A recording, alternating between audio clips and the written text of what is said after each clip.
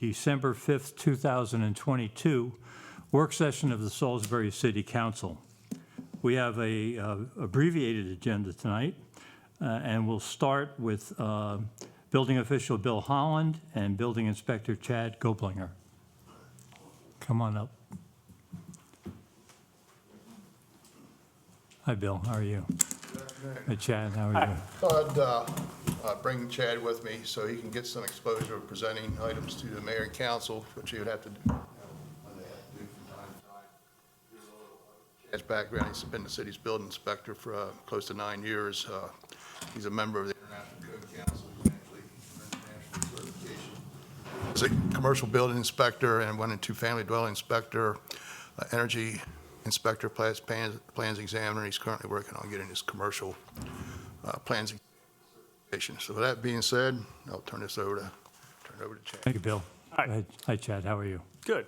So the ordinance I'm proposing, currently under the building code adopted by the city of Salisbury, it's mostly commercial spaces. Anytime a tenant space becomes vacant and there's a change in use, goes from business like offices to mercantile or assembly, we come by and do an inspection if there's no building permit to make sure the place is still safe.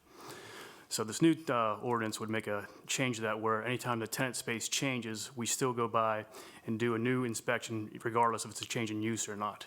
So if it's a business before and it's a business again, we still want to go make sure all the life safety features are still intact.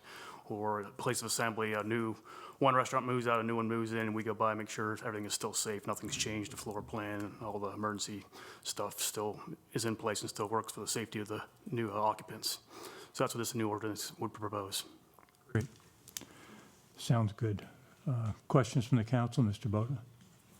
So they look pretty good. Ms. Jackson? Ms. Blake?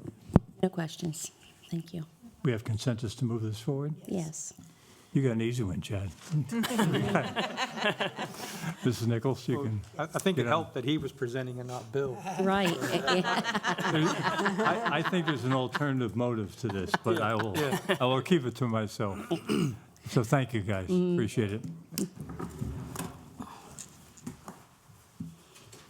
Next up, we have a budget amendment to appropriate funds for the operation of the, 2023, where does time go? Maryland Folk Festival. This isn't Alan. His hair's too short. I know. Yeah. Not in the, Is he gonna talk? He is going to talk, but I am stepping in for Alan, who had Okay. to go to another event. So I Good apologize. afternoon, Carolyn. Good to see you. Nice to see you. So, as everybody is aware, Maryland Folk Festival is right around the corner, especially with the planning stages we need to begin now. What is before you is the mechanics of how to fund the Maryland Folk Festival. Within the overview, we're looking at approximately $675,000 event this year.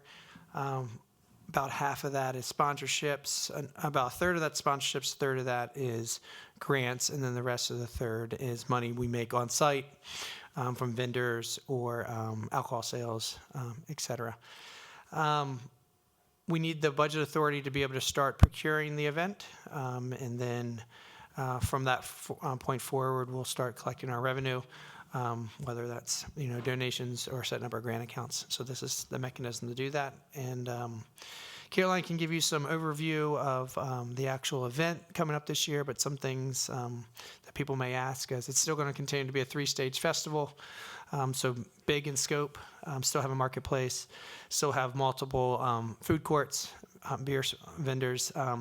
One thing that's unique, and especially with our grant funding this year through MSAC, folk life, the Maryland folk traditions is going to be a major component of the event. So still sticking with that traditional folk festival feel.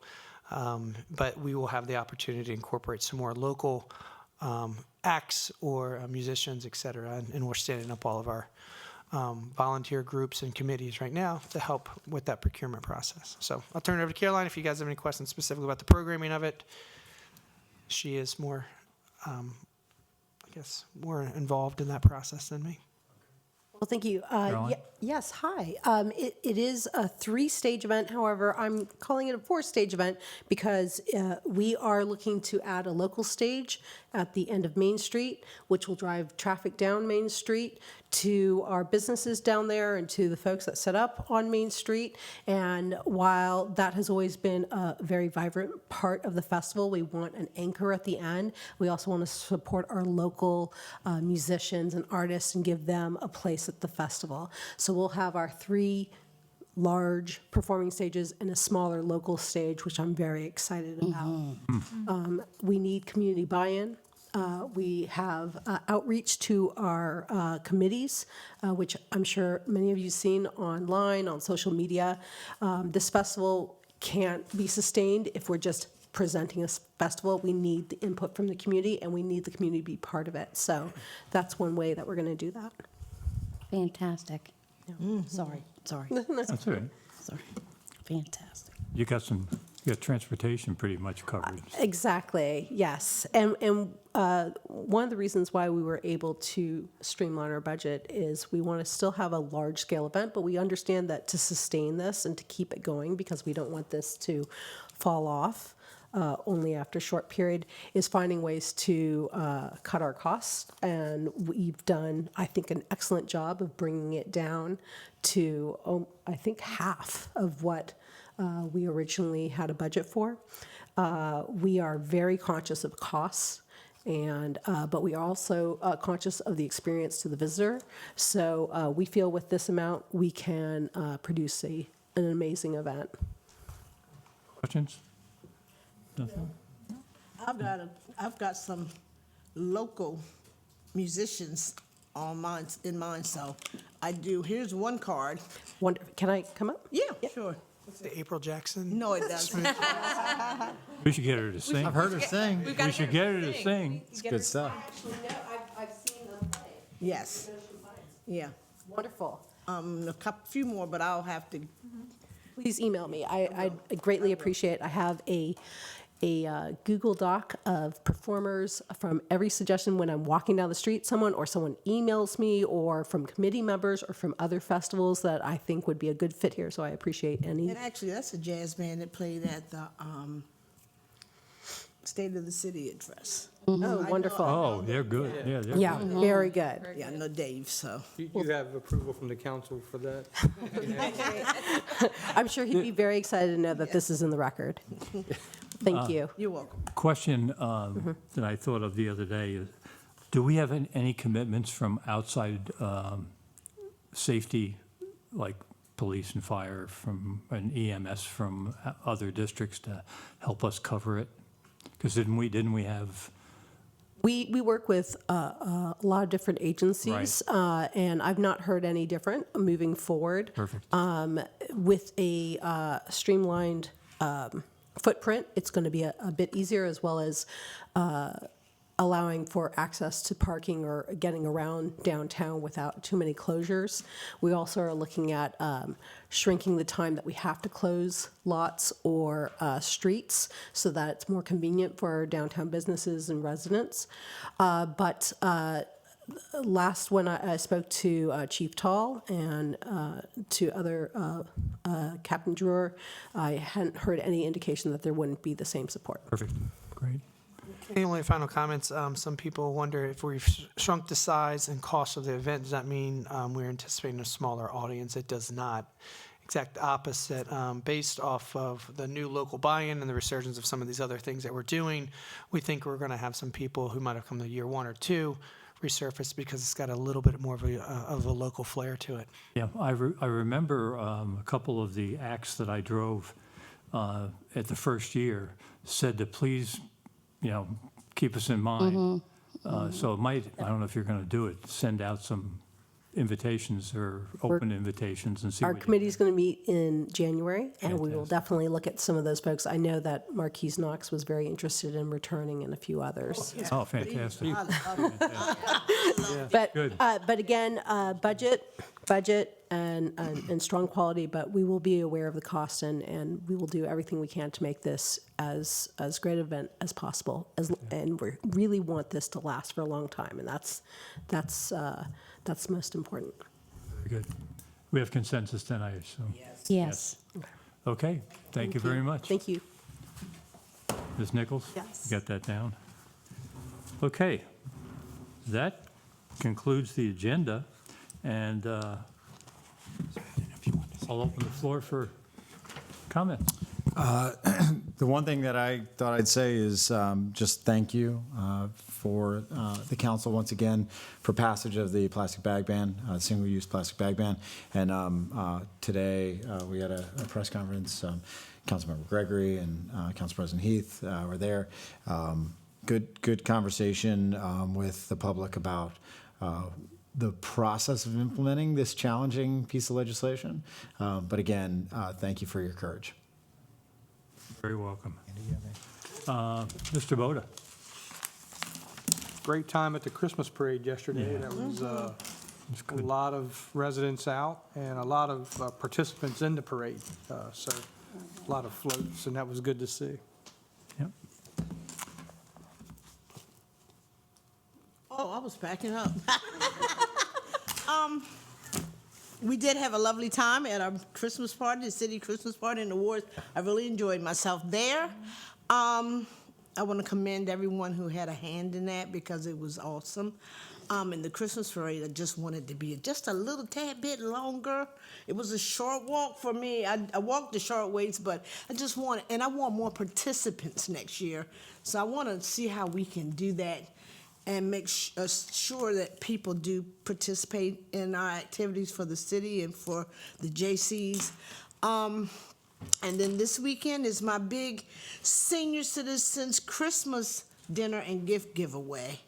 And so far, I have over 200 seniors coming. So I'm looking for my council members to come and chime in and have a good time. And I do have some others that are coming to help. And it's a lot of work, so I really need to be getting home so I can be prepping everything for it. But I'm just hoping to see everybody there, hoping that everybody stays safe. Like I said, it's Christmas time, it's the holiday season, so everybody, please, make sure you lock your vehicles, make sure you have little as possible of cash on you. People are actually, it's not so bad this year so far, and I'm praying that it doesn't, but just safety mechanisms and safety habits and things of that sort. Just make sure that you're safe at all times. Make sure when you're shopping that you're not by yourself in the dark. Thank you. Thank you, April. Angela? Yes, the parade was great. It was really nice to see everybody out. It was well done.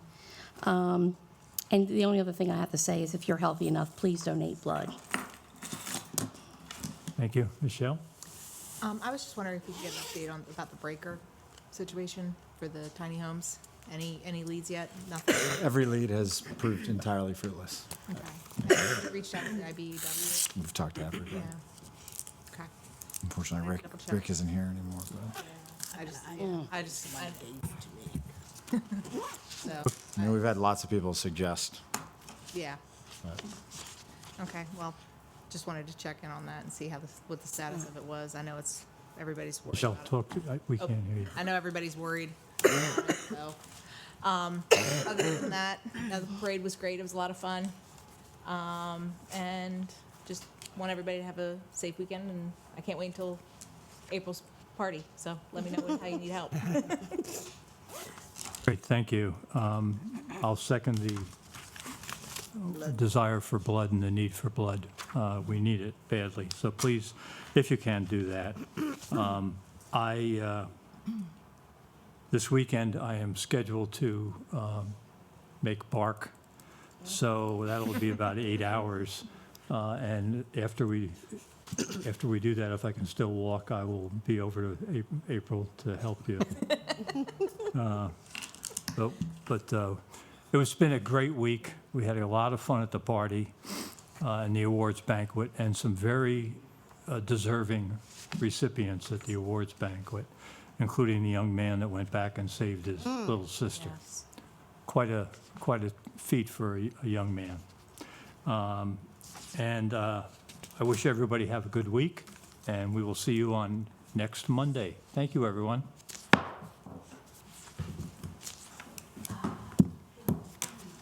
yes.